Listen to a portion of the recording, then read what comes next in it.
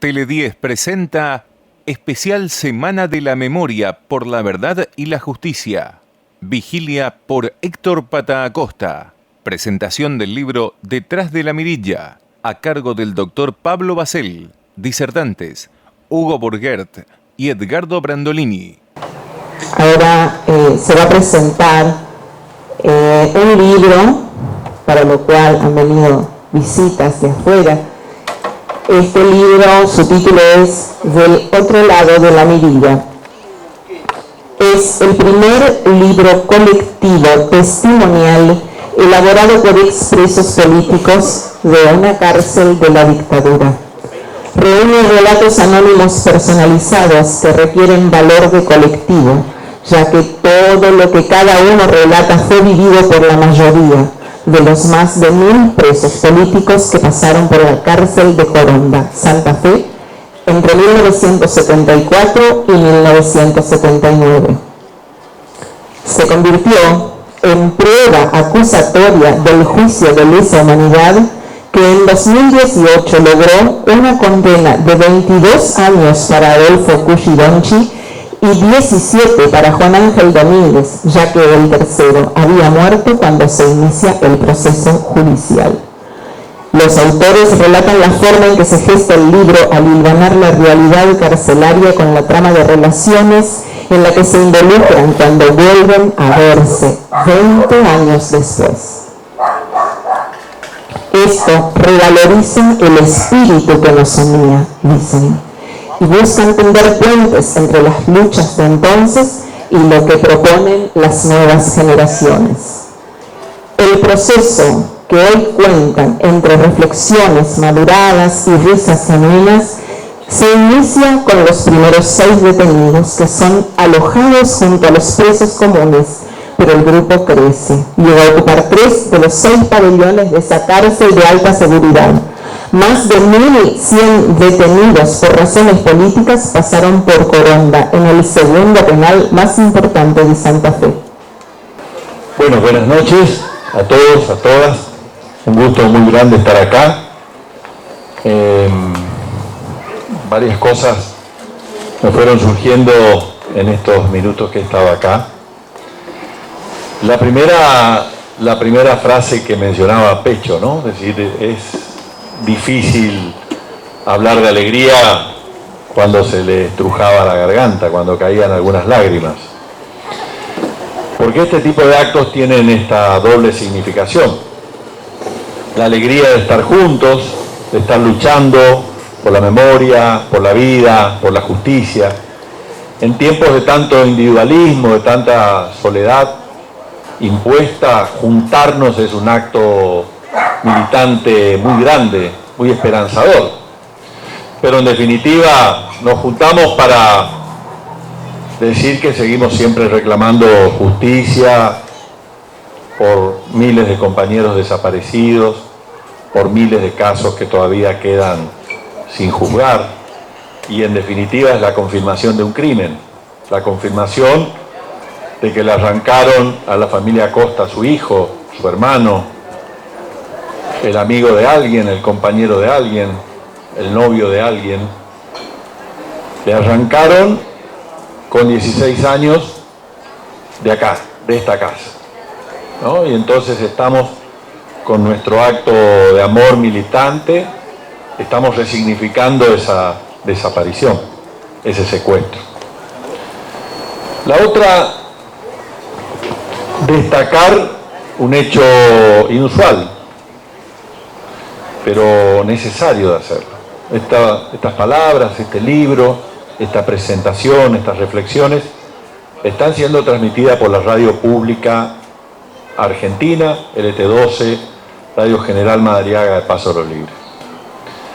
En momentos en que la comunicación es una mercancía, en momentos en que los grupos empresarios compran medios de comunicación para vender y pasar los mensajes que consideran apropiados para sus intereses, en el momento que estaba aquello de que nadie aguanta 10 tapas de un diario central y obliga a cambiar la política, La radio pública argentina está llevando las palabras de 3 compañeros ex detenidos presos políticos de la cárcel de Coronda a toda su área de influencia.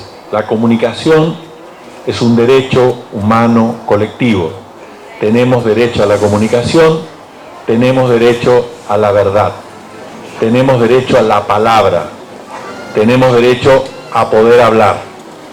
En estos tiempos en que se creen, nos pretenden hacer creer que por tener acceso a un celular que nos muestra escenas de miles de personas que no sabemos quiénes son, ni qué hacen, ni cómo llegaron ahí, y que eso es libertad informativa, nosotros le decimos libertad es esta, la de decir las cosas profundas del pueblo, en la calle, con un chamamecito que suena de fondo, y para poder pensar entre todos acerca de este destino nuestro, este destino nacional nuestro.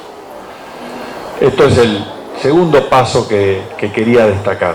No es menor porque hasta hace 7 años este sistema de radios públicos ocupaba el 3er lugar en la audiencia radial. Y luego de 4 años de un gobierno que se caracterizaba de emprendedores, meritocráticos, los 50 cerebros, los 50 CEOs, la Radio Nacional pasó al puesto 28, con un intento severo de destrucción, como lo hemos visto en tantas áreas del Estado, sobre todo aquellas que llevan la palabra de lo que pasa, lo que llevan la palabra a la gente. Saber qué pasa es un derecho humano colectivo. Recordemos que cuando lo secuestraron al Pata, ningún diario publicó que lo se llevaron al Pata. Cuando los familiares buscaban justicia, ningún diario publicó la familia Costa busca justicia.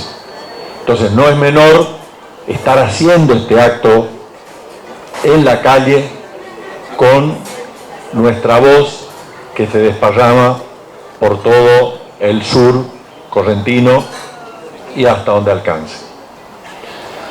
También es un dato importante que quiero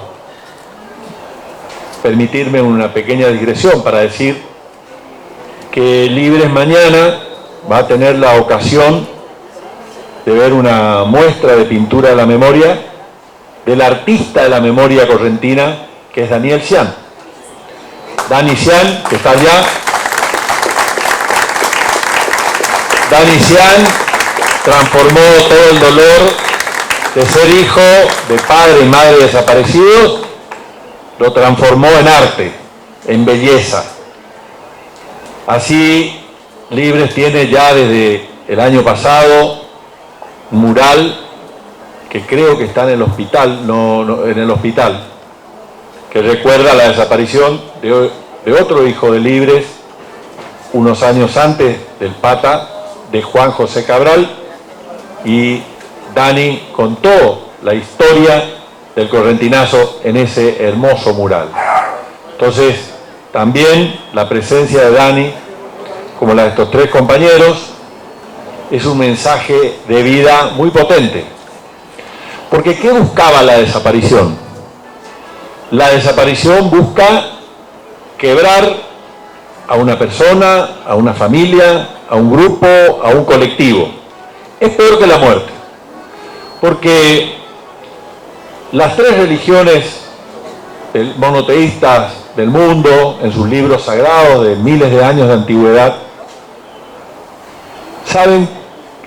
reconocen la ceremonia del duelo, ¿no? Porque en el duelo, ahí continúa la vida, ¿no? En el duelo está la abuela que dice, che, ¿y qué damos de comer? Y mirá, el nene ya debe tener hambre, hay que ir a cambiarlo al bebé. Son arraigos a la vida que las familias empiezan a vivir en el mayor de los dolores. Lo dice el Corán, lo dice la Torá, lo dice la Biblia. En cambio, la desaparición lo que busca es perpetuar el dolor perpetuar la incógnita, perpetuar la angustia. Hace algunos años estaba en Plaza de Mayo con las madres de Plaza de Mayo, era el día del aniversario de la primera ronda. Una de las 14 fundadoras, sentado allí contando su historia, ya había pasado 33 años de la primera ronda y casi 34 del secuestro de su hijo, me decía, yo cada año nuevo y Navidad pongo otro plato y dejo la puerta abierta, ¿no? Estoy seguro que ella sabía que su hijo nunca más lo iba a ver.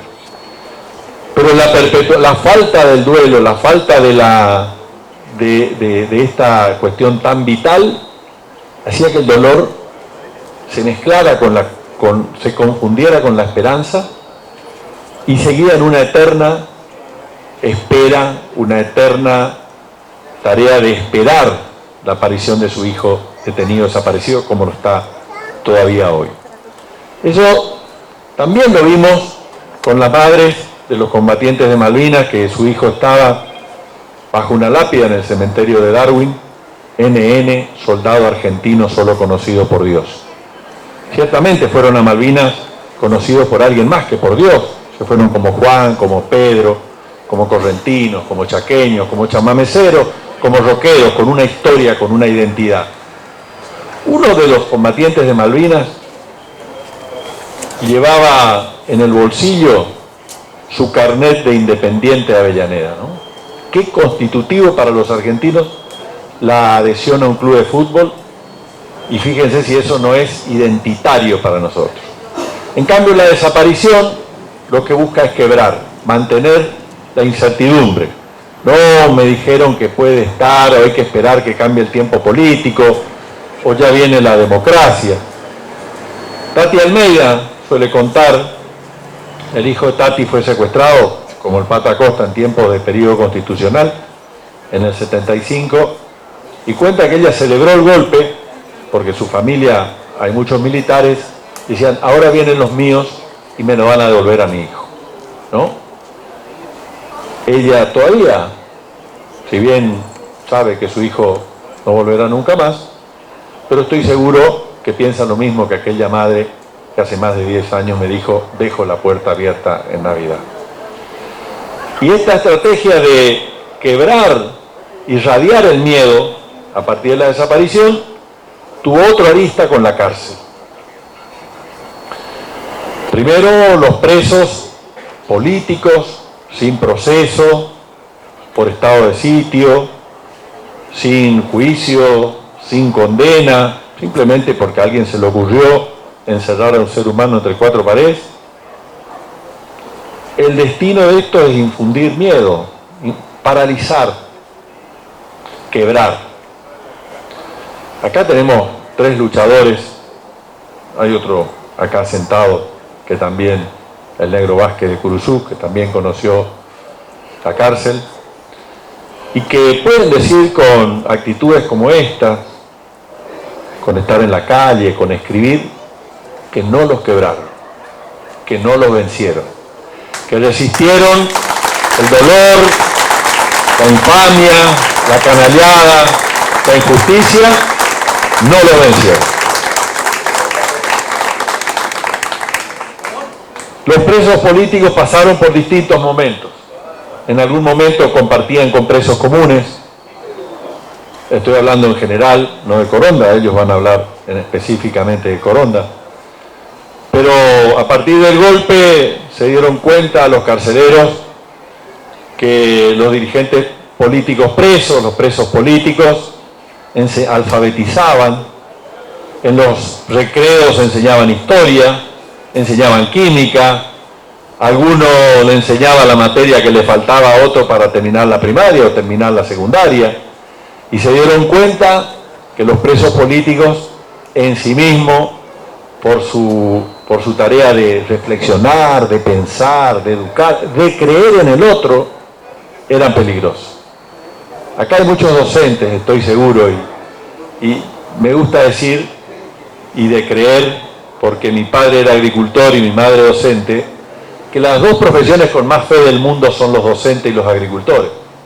Los docentes porque ven a una personita analfabeto que le cuesta tomar el lápiz y lo transforman en ingeniero químico, lo transforman en un ser pensante, digno, libre, ¿no? Cuando lo vieron allí, cuando cualquiera hasta por ahí no lo considera al niño, ellos lo vuelven licenciado en letras, licenciado en filosofía, creyendo en ellos. Y los agricultores porque en este marco de esta seca plantan su semilla y esperan obtener el fruto de su tierra.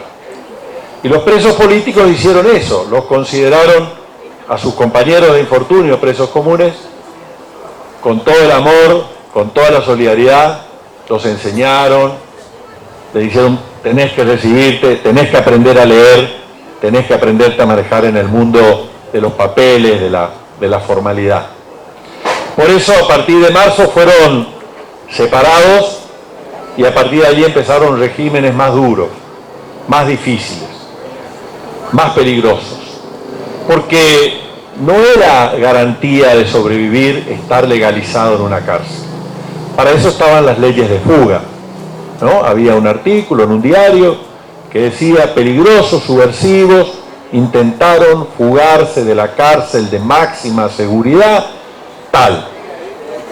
Y fueron abatidos en este intento. Las pericias posteriores del equipo de antropología forense daban cuenta que tenía 25 tiros por la espalda y uno en la nuca agachado, ¿no? Eso era la ley de fugas. Era un nuevo efecto, un nuevo ejercicio de irradiar miedo, de irradiar no te metas, quédate quieto. Esa actitud de enorme resistencia de los presos solamente la pueden contar ellos, porque lo hicieron con un enorme ingenio, con una enorme capacidad de resistencia. Ingenio para usar las cañerías del inodoro como un teléfono y poder comunicarse con los pisos de arriba o de abajo, o papeles de cigarrillo convertidos en largos documentos de análisis político de la realidad, o tirar un caramelito que en realidad era un papel envuelto con información para que el otro pabellón. Las muestras de ingenio son increíbles, son impresionantes y son expresiones de la resistencia, del inquebrantable espíritu humano de resistir la opresión, de resistir el dolor y de resistir la injusticia. Y parte de ese trabajo, de esa vida, se ve plasmado en este libro, El otro lado de la mirilla. Cuando eran arrestados, cuando eran detenidos, secuestrados, digo todas las variedades posibles, todos con eufemismos inclusive, inmediatamente empezaba una respuesta de la sociedad que decía, por algo habrá sido. Yo no hice nada, a mí no me pasa nada, por algo habrá sido. Y sí, era por algo. Eran militantes políticos, sindicales, gremiales, luchadores, periodistas, abogados, madres que buscaban hijos desaparecidos. Sí, por algo fue, sin duda. Por esta inquebrantable dignidad de buscar justicia, de buscar vivir en un mundo mejor.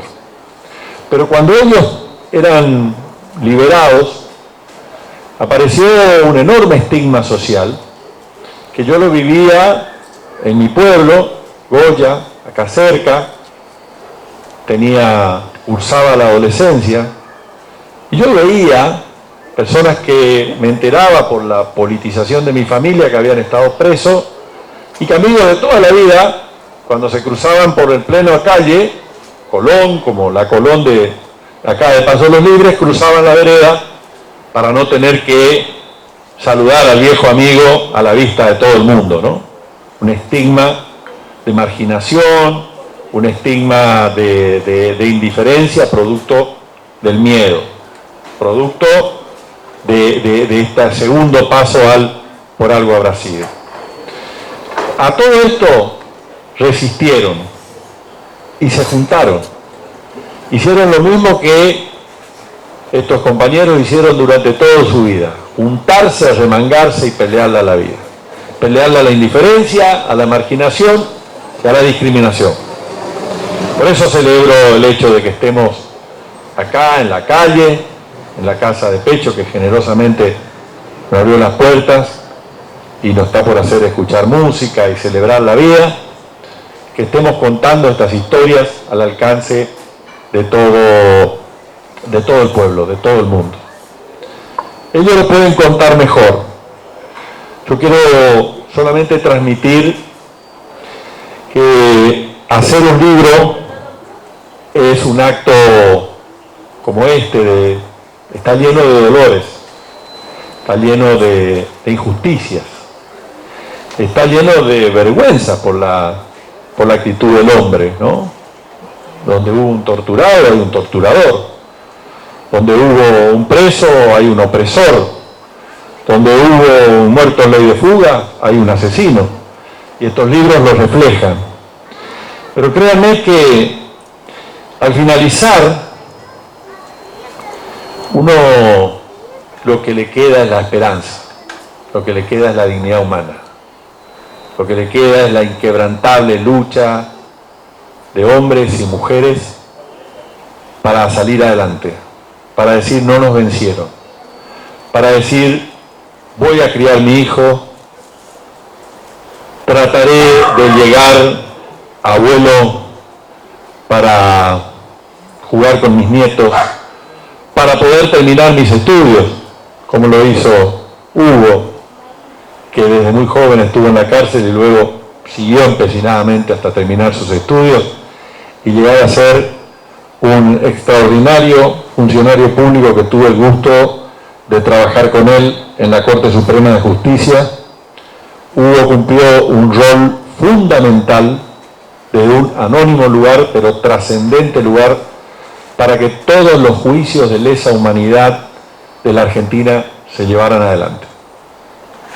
Cuando se escriba la historia de los juicios de lesa humanidad, Hugo, con su actitud profesional, tiene que tener una página, porque permitió que los que aparecían como obstáculos para llevar adelante los juicios, los testigos están lejos, no hay sede para los tribunales, faltan plata para las pericias, él lo hacía aparecer. Todo mi reconocimiento, Hugo, por haber trabajado con vos.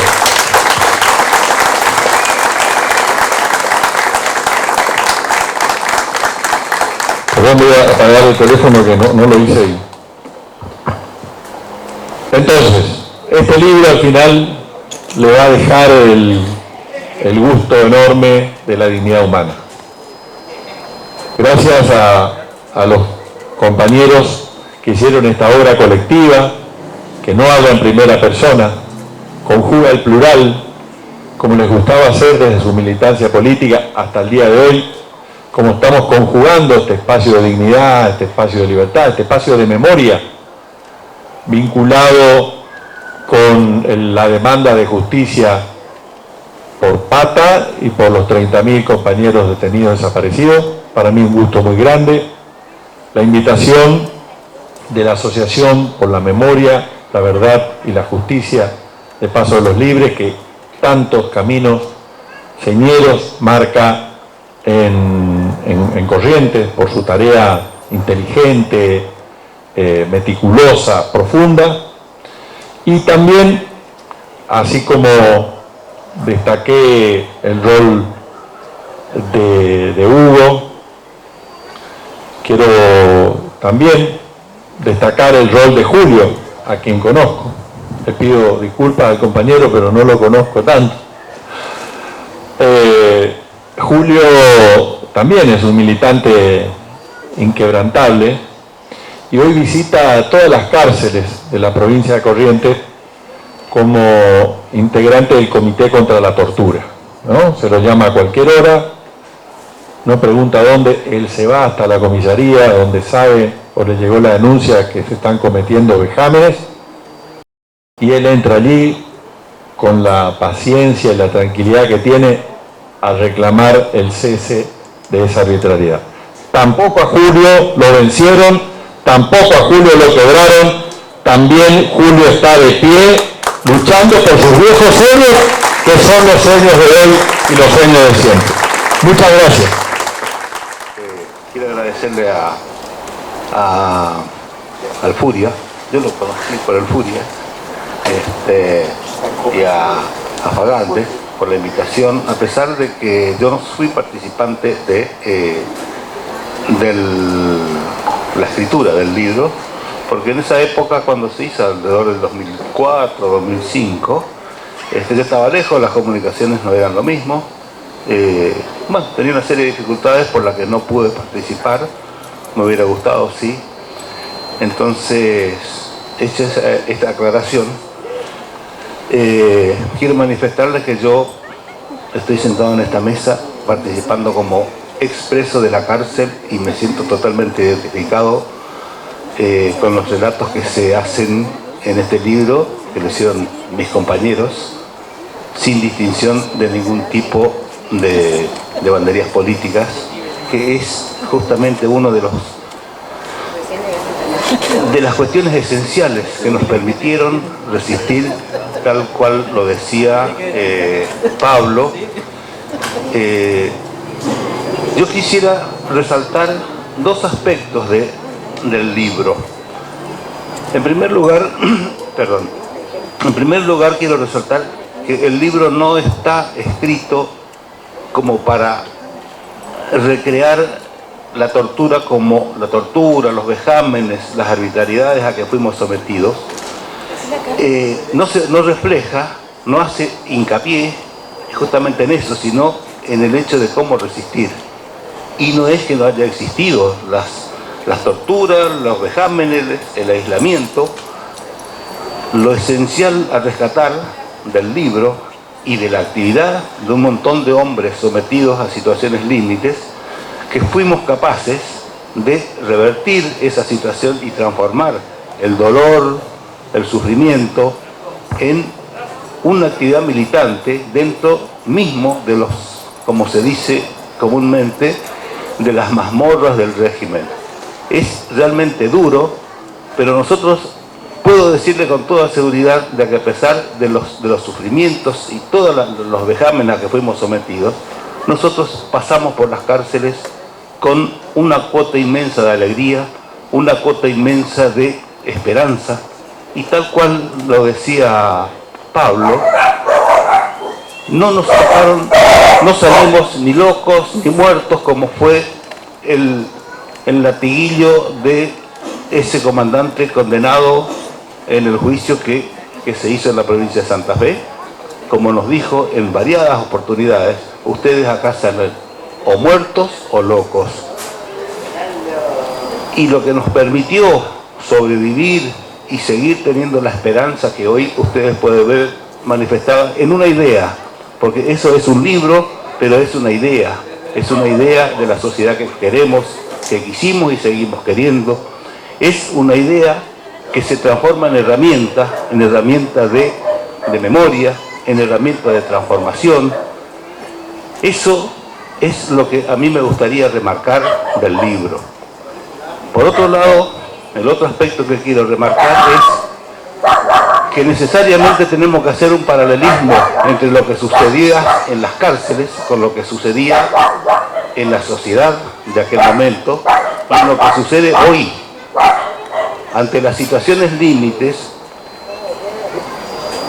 las personas, los pueblos, necesitan desarrollar todo su ingenio para resistir.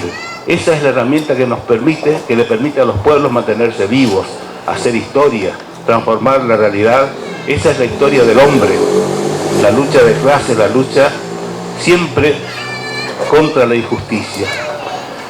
Porque nosotros sufrimos en las cárceles, nuestro pueblo sufría afuera la represión, sufría el vaciamiento del país, sufría la destrucción desde los cordones industriales, sufría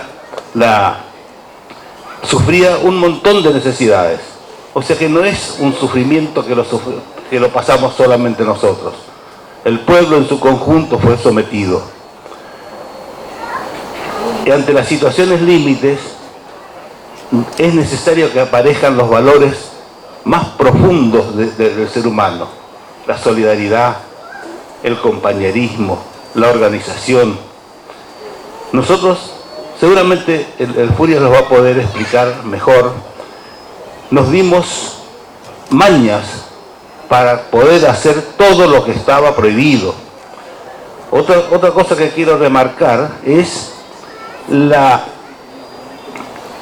el aislamiento como un mecanismo para destruir personas. Primeramente fuimos aislados de nuestro pueblo, fuimos aislados de nuestros familiares, que caprichosamente y tenazmente nos visitaban a pesar de los vejámenes a que eran sometidos en las requisas para ingresar al penal, que constantemente nos llevaron su apoyo, que constantemente difundieron las torturas y los vejámenes a que éramos sometidos. Entonces, mi reconocimiento a nuestros familiares que nunca nos abandonaron, y de ahí surgen estas organizaciones maravillosas como son las madres de Plaza de Mayo y las abuelas de Plaza de Mayo, de cuales nosotros somos ellas son nuestras madres, fueron siempre nuestras madres, porque así se ganaron nuestro cariño, nuestro respeto. Eso es lo que yo quisiera recalcar.